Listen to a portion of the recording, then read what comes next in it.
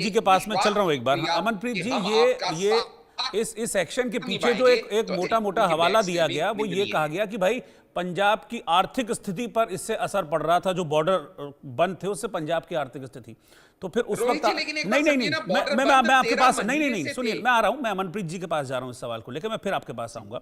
जी। तो ये सोच उस वक्त कहां चली गई थी जब दिल्ली में बॉर्डर पर बैठे थे? आप कहीं भी रहिए, एक साइड रहिए ना, आपको दिख रहा अच्छा इस टाइम पे फायदा है तो मैं यहां जाके बैठ जाऊं, इस टाइम पे फायदा है तो मैं यहां जाके बैठ जाऊं। तब नहीं दिख रहा था आपको कि आर्थिक नुकसान हो रहा है? जो दिल्ली के बॉर्डर्स बंद थे तो दिल्ली को आर्थिक नुकसान नहीं हो रहा था, हरियाणा को नहीं हो रहा था। अब तब आप तो कुछ नहीं, तब तो और आप वहां पर कोशिश कर रहे थे कि जमे रहो। आपने भी जैसा बताया कि खाना पीना पानी से लेकर हर चीज वहां पर भेजी, और अब वो रीजन दे रहे हैं। मतलब ये तो बड़ा हास्यास्पद है। मतलब क्या बोले इस पे आदमी? देखिए रोहित जी, इससे तो ऐसे ही लगता है कि इस टाइम पे क्योंकि केजरीवाल जी को दिल्ली में से तो सरकार जो है उनकी वो नहीं बनी है, तो उनको जो मेन है कि राजनीति में अपनी कुर्सी बचाने के लिए कुछ भी करना पड़ता है। तो जो राजनीतिक दलों की वो हमेशा बात करते थे, चाहे वो कांग्रेस हो चाहे वो भारतीय जनता पार्टी हो, कि हम इनसे अलग हैं, तो मुझे तो लगता है कि ये बिल्कुल उन्हीं के साथ जा मिले हैं। जो चीजें भाजपा की इनको कभी कभी ना कभी बुरी लगती थी, ये जब किसान आए थे, आपको याद होगा, कुंडली बॉर्डर पे आके बैठे थे, धरना प्रदर्शन कर रहे थे, 1 साल तक वहां पे बैठे रहे थे, तब केजरीवाल सरकार उनके साथ थी, उनके साथ खड़ी थी। तब क्या उनको ये नहीं मुझे था, मुझे जब लग रहा है कि सेंट्रल इसको थोड़ा सरकार सा ऐसा करेक्ट बोलती थी। करके आप बोलिए कि खड़े होने का दिखावा कर रही थी। इसको जी, करेक्ट कर बिल्कुल, लेना बिल्कुल। चाहिए। ऐसा लगता है कि हाँ। उनको इस टाइम पे बिल्कुल उनको यही है कि किसी न किसी तरीके में राज्यसभा के अंदर चला जाऊँ, क्योंकि वो अभी उनके पास हाँ। कोई भी संवैधानिक पद नहीं है। हम्म। मुझे ऐसा लगता है कि वो अपनी सीट के लिए, जो राज्यसभा की सीट, वो बाइपोलर इलेक्शन लुधियाना से जीतने की उनकी आशा बनी हुई है।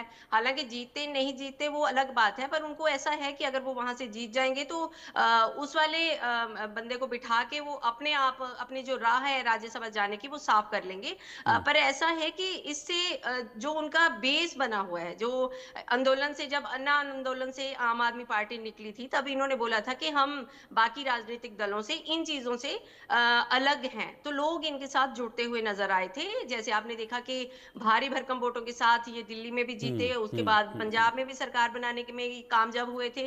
तो लोगों का ये था कि ये बिल्कुल जो दूसरी राजनीतिक दल है उनसे अलग है। पर अगर यही काम जो दूसरे राजनीतिक दल लोगों के साथ करते हैं, अगर यही काम आम आदमी पार्टी करेगी, तो क्या ऐसा नहीं है कि लोग इनसे टूटते हुए नजर आएंगे? इसीलिए तो दिल्ली में भी जब शीश महल की बात आई, जब इनके घर के रेनोवेशन की बात आई, वहां पे जो 45 करोड़ रुपया लग गया, उसकी बात आई, तो ठीक है। लोगों ने नाराजगी जाहिर ठीक करी है, और बस उसी मेरे का पास मेरे खामियाजा पास जो आखिरी उनको के है, दो अभी मिनट हैं, और सरकार के शायद साथ आशीष जी कुछ कहना चाह भुगतना रहे हैं। एक पड़ा। बात मैं उनकी भी सुन लेता हूं, फिर उसके बाद जी, मैं आगे आपके बढ़ूंगा। हाँ। आपके दर्शकों को यह भी जानना पड़ेगा कि जिस प्रमुख किसान नेता को इन्होंने उठाया है, सरवन सिंह पंधर, ये कौन है? ये वो व्यक्ति है जिसने कुछ दिन पहले मान की एफिजीज जलाने का खुलेआम न्योता दिया था लोगों को।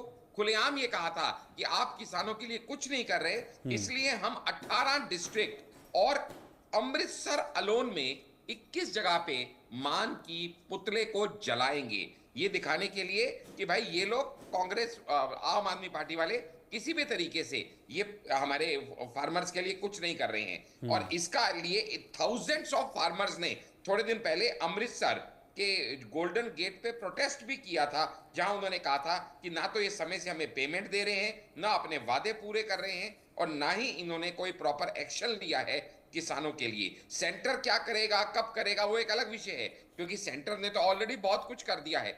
6 गुना से ज्यादा जो हमारा बजट क्या है, कर दिया है उसमें कृषि सेंटर ने? बजट में हमने आशीष वृद्धि जी, कर दी है। आप और तो और आप तो और किसी की भी बात 7,350% छोड़िए, आप की प्रधानमंत्री की वृद्धि बात नहीं दालों मानते। की खरीद प्रधानमंत्री में ने ही कर दी बोला है। था कि ये सारा काले कानून ऐसी वापस लिए हजारों जाएंगे, चीजें वो नहीं मैं हुए। गिनवा सकता हूं उन्होंने बहन, कमेटी जो हम बिठाई कर थी, चुके उन्होंने हैं। मीटिंग बिठाई लेकिन थी। मुद्दा ये है कि जो पंजाब सरकार खुद कर सकती थी किसानों के लिए, उनकी हितैषी होते हुए जो वादे उन्होंने खुद ने किए थे, जब वो भी पूरे नहीं कर रहे, तो ये बात किसानों को समझ में आ गई। लेकिन जिस तरीके से उनको बोलना चाहिएगा, अनडेमोक्रेटिक वे में, अनएथिकल वे में, बिना बातचीत किए हुए किसान जो अपना संयुक्त किसान मोर्चा है, उसके टिकैत सिंह जी का भी अभी थोड़ी देर पहले मैं सुन रहा था, उन्होंने भी अपने नाराजगी इसके ऊपर जाहिर करते हुए कहा है कि अब ये आंदोलन और बड़े तरीके से होगा, और हम सब लोग इसको जो है देशव्यापी आंदोलन में कन्वर्ट करेंगे, क्योंकि आम आदमी पार्टी ने जिस तरह से हमारे साथ मित्राघात किया है, मित्र बन के हमारी पीठ में जो छुरा घोंपा है,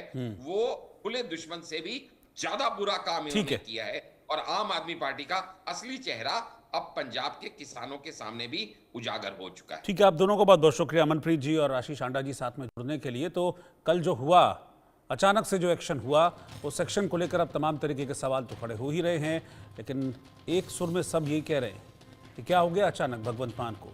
कुछ वक्त पहले तक जिस पाले में बैठे थे, आज उसी पाले को बुलडोज कर दिया, बुलडोजर से हटा दिया। मान की एक ऐसी मनमानी। फिलहाल एक ब्रेक के लिए रुक रहे हैं।